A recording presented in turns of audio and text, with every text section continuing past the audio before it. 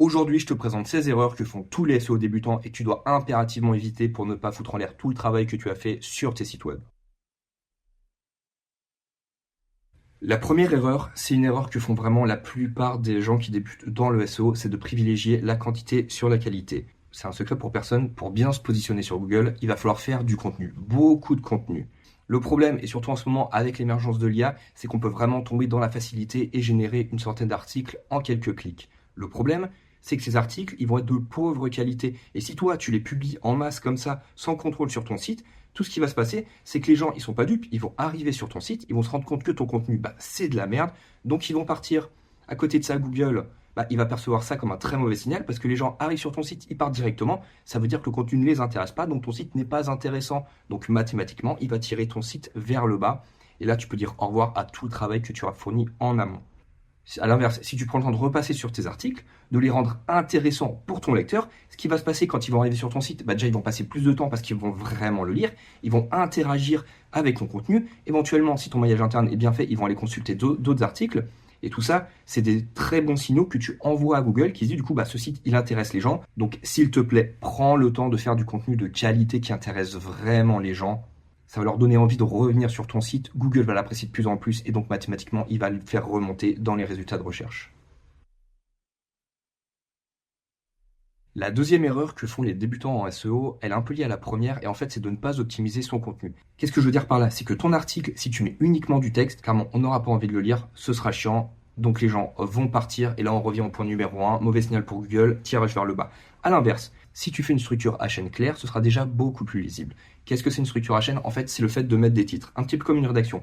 Tu as les titres principaux, tu as les sous-titres, les sous-sous-titres, et en fait tout ça, ça va te permettre de structurer ton article, de le rendre beaucoup plus digeste, facile à lire et facile à interpréter. Le deuxième point, c'est pense à travailler l'optimisation sémantique de ton article. Parce que imaginons, toi, tu fais un article sur les téléphones portables. Si à chaque fois tu répètes toujours téléphone portable, téléphone portable, téléphone portable, téléphone portable, déjà pour les gens c'est lourd, en plus c'est du bourrage de mots-clés, donc ça envoie de très mauvais signaux. À l'inverse, enrichis la sémantique de ton article, trouve des phrases connexes, des synonymes. Un truc que tu peux faire, c'est jouer au mot mystère. En gros, imagine que tu dois parler de téléphone portable sans dire téléphone portable. Fais le test, tu vas voir, ça va enrichir ton article. Et en plus, ce qui est bien en faisant ça, c'est que ça va te permettre de cibler des mots-clés connexes et donc de viser beaucoup plus de mots-clés. Alors, si tu veux optimiser efficacement tes contenus, moi, il y a un outil que j'utilise beaucoup personnellement, c'est Serpentix. Il est vraiment super, il est pas cher. J'ai fait une petite vidéo dessus qui présente rapidement l'outil. Si tu cliques par là, normalement, tu as la miniature de la vidéo qui doit s'afficher par là. Sinon, tu as le lien dans la description qui t'amène directement à Serpentix. Et le troisième point, c'est de venir enrichir ton contenu. Qu'est-ce que je veux dire par là? C'est que maintenant, mettre simplement du texte, ça ne suffit plus. Il va falloir mettre des images, des vidéos, des tableaux, pourquoi pas des infographies, ou même mettre des TikTok. Tu vois, c'est toutes ces petites choses mis bout à bout qui vont rendre ton article vraiment intéressant. Et en plus, le bonus à faire ça, c'est que les gens vont passer beaucoup plus de temps sur ta page, donc ça envoie de meilleurs signaux à Google, donc ça te fait remonter dans les SERP. Que du bonus. La troisième erreur que tu dois éviter de faire à tout prix quand tu débutes dans le SEO, c'est de négliger ton maillage interne. Et le maillage interne, qu'est-ce que c'est? En fait, ce sont les liens internes à ton site, les liens qui relient les différentes pages entre elles. Et c'est encore mieux quand ce sont des pages qui abordent les mêmes thématiques. Pour rester par exemple dans le cas du téléphone portable, tu vas faire un article qui te parle de téléphone pas cher. Tu peux très bien faire un lien vers un article qui propose des téléphones portables milieu de gamme ou un autre vers des téléphones portables beaucoup plus chers. En fait, ça c'est super important pour plusieurs raisons. Déjà, pour ton utilisateur, il va arriver sur ta page, il va lire l'article, il va tomber sur ton lien, il va peut-être se dire mais ça m'intéresse, donc il va cliquer dessus, il va atterrir sur un autre article et il va continuer à lire. Ça fait que la personne passe plus de temps sur ton site, ce qui est très bien, et en plus il va visiter plusieurs pages. Encore une fois, super signaux pour Google. Ça ne peut que rendre service à ton site. Alors après, tu as plusieurs façons de procéder. Tu peux très bien faire un lien directement intégré naturellement dans ton contenu au sein d'une phrase. Tu peux très bien mettre, par exemple, dans ta sidebar, les derniers articles ou des articles en lien avec celui-là. Tu peux très bien mettre un bloc dans ton article, ces articles-là pourraient vous intéresser, ou tu peux le mettre aussi en fin de page. Il y a plein de façons de procéder, elles ont toutes leurs avantages et leurs inconvénients. Par contre, moi, ce que je te conseille vraiment de faire, c'est de mettre directement les liens dans ton contenu. Pourquoi? Ça va te permettre de vraiment contextualiser ton contenu. En fait, le fait que tu sois vraiment intégré dans une phrase, tu vas avoir du texte avant, du texte après, ça permet vraiment de le contextualiser, donc de le rendre beaucoup plus fort aux yeux de Google. Donc, c'est pas la méthode la plus simple, mais c'est clairement la plus efficace. Ah oui, alors le dernier avantage aussi à faire ça, c'est que ça va te permettre de faire des petits coucous sémantiques au sein de ton site. Le fait de lier ensemble plein d'articles qui parlent de la même thématique, en l'occurrence dans mon exemple téléphone portable, ça va te rendre beaucoup plus fort sur cette thématique-là. T'es pas juste un site qui a fait un article random sur les téléphones portables. Non, toi, t'en as fait plein sur plein de thématiques différentes autour de cette thématique. Du coup, ça va te rendre beaucoup plus pertinent sur le sujet. Donc, naturellement, tous les articles qui sont liés à ça, ça va les faire remonter. La quatrième erreur que tu dois à tout prix éviter, c'est de ne pas avoir de stratégie de contenu. C'est comme je le disais avant, si tu veux bien te positionner sur Google, il va falloir que tu fasses plein de contenu. Le problème, c'est que si tu te lances un petit peu au petit bonheur à la chance à dire oh, je vais parler de ça, je vais parler de ça, je vais parler de ça, bah, je dis pas que ça va pas marcher, mais tu vas être beaucoup moins efficace que si tu arrives vraiment avec un plan d'action clair et défini. Qu'est-ce que je veux dire par là? Va sur des outils de suivi de mots-clés comme SEMrush, Rank Ubersuggest, fais des études de mots-clés, par exemple les mots-clés avec un fort volume de recherche mais peu de concurrence. Comme ça, d'entrée de jeu, tu as toute une liste de mots-clés qui sont faciles à atteindre. Fais des articles qui visent ces mots-clés-là. Tu verras que tu te positionneras beaucoup plus facilement que si tu y allais les mains dans les poches. La cinquième erreur que font beaucoup de débutants en SEO, elle est un petit peu liée à la précédente, en fait c'est de négliger les mots-clés longue traîne. On va rester encore une fois dans l'exemple des téléphones portables. Si tu fais un article qui vise le mot-clé téléphone portable, clairement ça va être compliqué. Là j'ai pas regardé les chiffres, c'est plus pour l'exemple, mais a priori il y a quand même beaucoup de compétition dessus, c'est-à-dire il y a un très fort volume de recherche, mais tout le monde va vouloir le cibler. Donc toi tu arrives avec ton site sorti de nulle part, tu vas avoir beaucoup de mal à te positionner, ne serait-ce que dans la première page sur ce mot-clé-là. Par contre, si tu viens cibler des mots-clés longue traîne, ce sont des mots-clés en fait qui sont beaucoup plus longs, par exemple téléphone portable pour faire des vidéos sur YouTube, tu auras un volume de recherche qui est certes beaucoup moins important, mais la compétition va l'être tout autant. Donc tu auras beaucoup plus de facilité à te positionner dessus, et donc tu vas commencer à générer du trafic beaucoup plus facilement. En plus, l'avantage de la longue traîne, c'est que c'est des gens qui savent vraiment ce qu'ils veulent. Donc s'ils arrivent sur ton site et qu'en plus c'est une page business, bah toi tu as tout gagné parce que non seulement ça te fait du trafic sur ton site, et en plus la conversion, elle est pour toi. Et une fois que tu auras beaucoup plus d'autorité, là tu pourras venir attaquer les mots-clés type téléphone portable. La sixième erreur que tu dois à tout prix éviter de faire dans le SEO, c'est la cannibalisation de mots-clés. Qu'est-ce que c'est? En fait, c'est quand plusieurs pages de ton site vont cibler un seul et même mot-clé ou alors des mots-clés assez similaires. Et en fait, le problème de ça, c'est que tes pages, elles se concurrencent entre elles. Et donc Google, il sait pas forcément laquelle il va falloir positionner. Peut-être que c'est la page A, peut-être que c'est la page B, je sais pas. Je fais quoi? J'en mets une, je mets l'autre ou je mets les deux? Et en fait, tu vois, cette incertitude, elle va te desservir. Alors que à l'inverse, si tu avais pris tes mots-clés similaires que tu les avais mis et que tu l'avais ciblé sur la même page, tu n'aurais pas du tout eu ce problème. Et donc, potentiellement, cette page se serait mieux positionnée parce qu'au moins, à ses yeux, c'est clair et net. Sur ce mot-clé, c'est cette page qu'on va positionner. Alors, comment tu peux éviter ça? Parce que parfois, quand les mots-clés sont similaires, il vaut mieux les mettre dans une seule page, comme parfois, il vaut mieux faire une seule page pour les deux. Moi, ce que je te conseille de faire, c'est d'utiliser l'outil gratuit 1-2 pages d'Amaury Duval. Le lien est dans la description, c'est entièrement gratuit. En fait, tu vas aller dessus, tu vas rentrer les deux requêtes que tu veux cibler. Lui, il va venir analyser la SERP et il va te dire s'il vaut mieux créer un seul contenu pour les deux mots-clés ou alors une page par mot-clé. Alors, autre chose, si jamais tu te rends compte après coup que tu as deux pages qui se positionnent sur le même mot-clé, ce que je te conseille de faire, c'est de fusionner les deux pages en une seule, comme ça au moins Google n'aura aucun doute sur la page à positionner sur ce mot-clé-là. Par contre, si sur tes deux pages, tu vas aussi cibler d'autres mots-clés, ce que tu peux faire, c'est modifier le contenu par exemple de ta page B pour éliminer le premier contenu qui faisait cannibalisation et pour renforcer les autres mots-clés sur lesquels elle se positionnait. La septième erreur que tu dois éviter à tout prix, c'est de ne pas avoir de stratégie de contenu. On a vu que pour se positionner sur Google, il va quand même falloir beaucoup de contenu. Donc soit tu vas le rédiger, soit tu vas passer par des rédacteurs, soit par l'IA. Mais voilà, en général, tu vas te retrouver quand même avec pas mal de contenu. Imaginons, tu en as 15. Tu ne dois surtout pas les publier d'un coup. Fais-toi une stratégie éditoriale, c'est-à-dire que plutôt que de tout balancer d'un coup, poste par exemple un article par semaine ou 2 articles par semaine, 3 articles par semaine, pourquoi pas, si tu sens que tu peux tenir la cadence. Comme ça, déjà, tu auras plusieurs semaines d'avance de contenu qui sont prêts.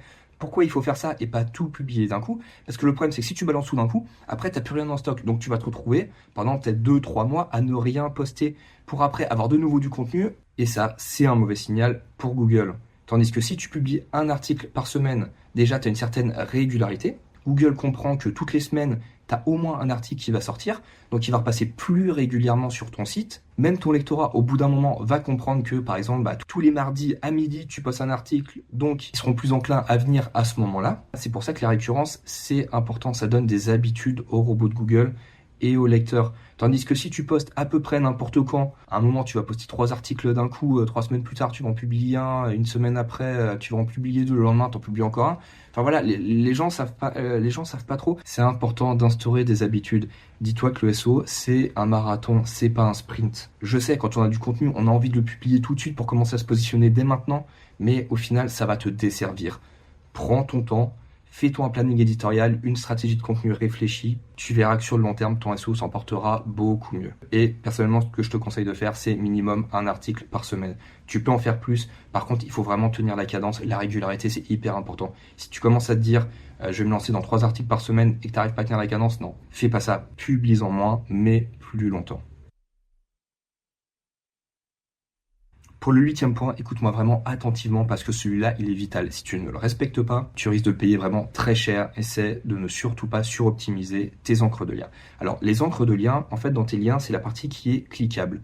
Et celle-là, elle est hyper importante en SEO parce qu'elle va te permettre, en fait, de mettre des mots-clés dedans que Google va prendre en compte pour le référencement de ta page. Par exemple, pour rester dans le cas des téléphones portables, imaginons que j'ai un site qui est spécialisé là-dedans. Si j'ai 10 sites qui font un lien vers mon site, et si dans ces 10 sites, dans l'encre de lien, il y a téléphone portable, Google me positionnera mieux sur le mot-clé téléphone portable. Donc à ce compte-là, tu dis, vas-y, je vais mettre téléphone portable sur absolument tous mes backlinks. Le problème, c'est que jusqu'à il y a quelques années, les gens faisaient ça, clairement, ils en abusaient. Google, il a compris qu'on se foutait de sa gueule, il en a eu marre, il a mis en place le filtre pingouin. Pingouin, il est arrivé, il a dit, ok, toi tu suroptimises tes encres, t'es mort. Toi, pareil, ton site, il dégage. Toi, c'est suroptimisé, ça dégage. Toi, non, ça va, c'est pas suroptimisé, t'es cool.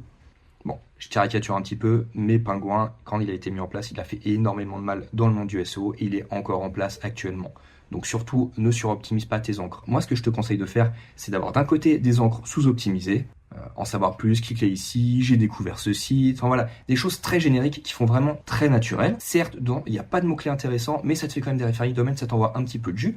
À côté de ça, tu peux avoir des mots-clés moyennement optimisés avec ton nom de marque ou des mots-clés longue traîne. À côté de ça, bien sûr, tu peux faire des encres très optimisés avec vraiment le mot-clé précis que tu vises, mais surtout, n'en abuse pas. Et ce que je te conseille vraiment de faire, c'est de réserver les encres suroptimisées aux liens avec énormément d'autorité. Parce que bon, quand tu payes un lien 500 €, tu as vraiment envie qu'il soit efficace, donc là, faut y aller. Mais vraiment un mot-clé précis pour rentabiliser au maximum ton achat. Par contre, sur les sites qui coûtent beaucoup moins cher, là, il vaut vraiment mieux que tu diversifies tes encres. Alors, une précision qui est vraiment très importante, quand je te dis de pas suroptimiser tes encres, je parle dans le cadre du netlinking, quand ce sont des liens qui viennent d'autres sites que le tien.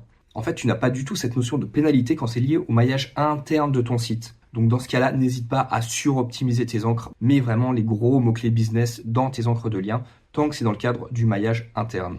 Petit encart avant de reprendre le listing des erreurs à éviter. Si tu aimes ce contenu, n'hésite pas à le liker, à commenter, à partager. Moi, ça me fait super plaisir et ça me donne la force de continuer à faire du contenu de qualité. Et toi-même, tu sais, pour le référencement, ça aide énormément cette vidéo et la chaîne en général. Donc un grand merci d'avance. Allez, je t'embête pas plus, on reprend tout de suite.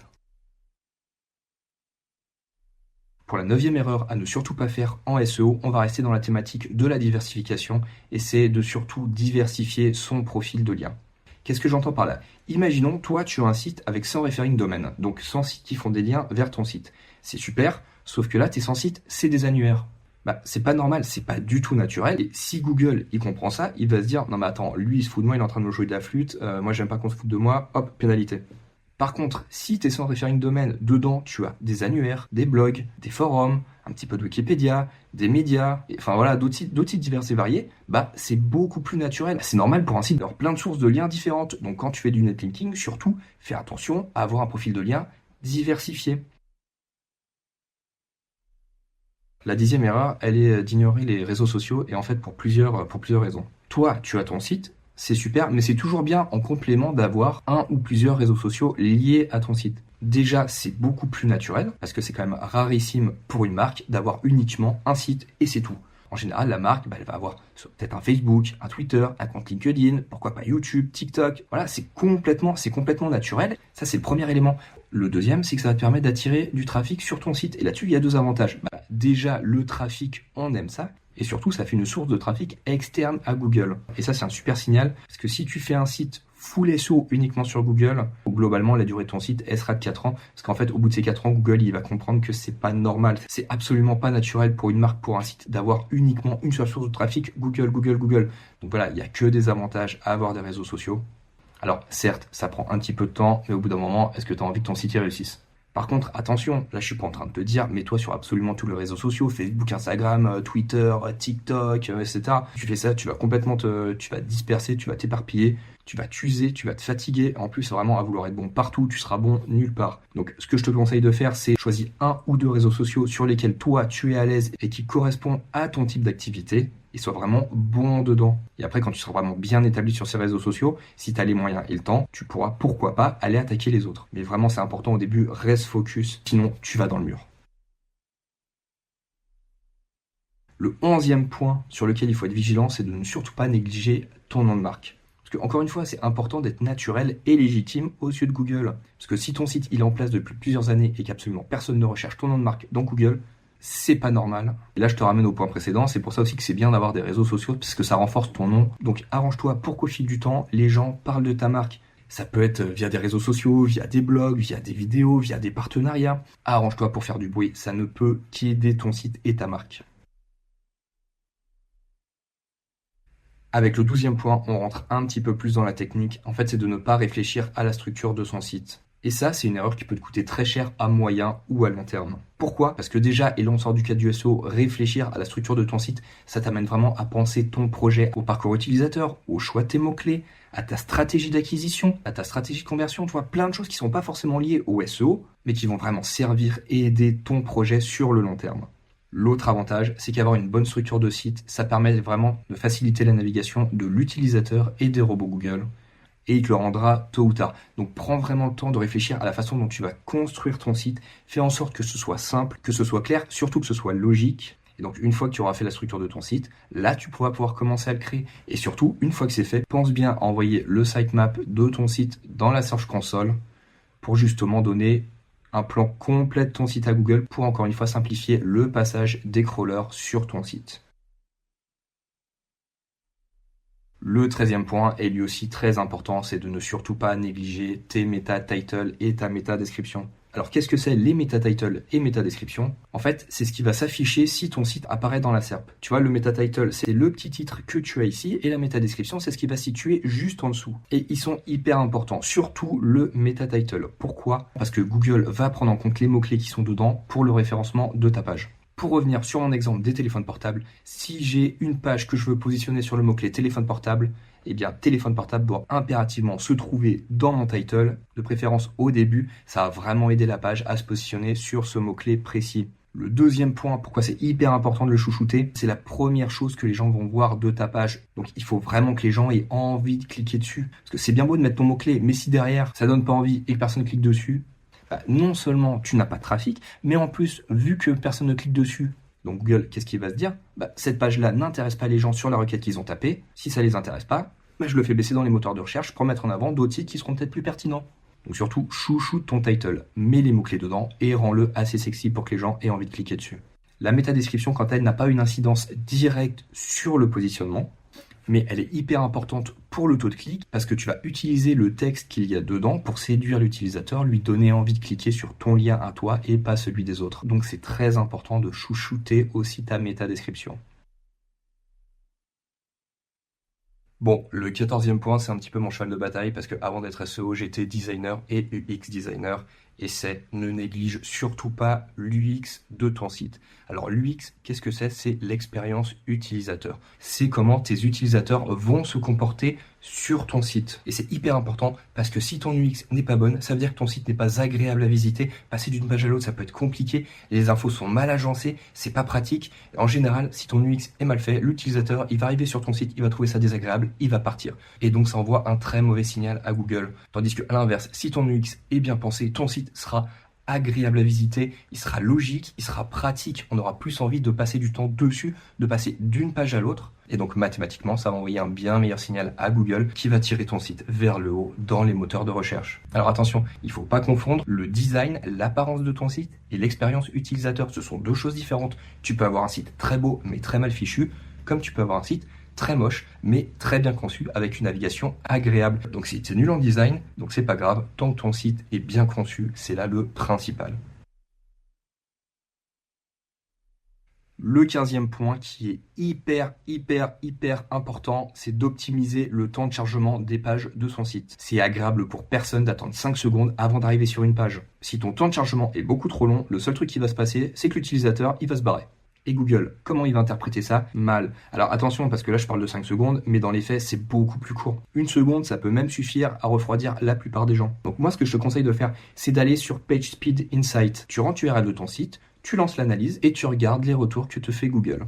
Ce site, il est super parce qu'en fait, il va mettre en avant toutes les choses qui ralentissent ton site. Alors certes, c'est un petit peu technique, mais ça vaut vraiment le coup de se mettre dedans et de comprendre ce qui pose problème et ce qui ralentit le temps de chargement de ces pages. Non seulement ça va t'aider toi à t'améliorer en tant que créateur de site, mais en plus, ça va améliorer les stats de tes sites, donc envoyer encore une fois de meilleurs signaux auprès de Google.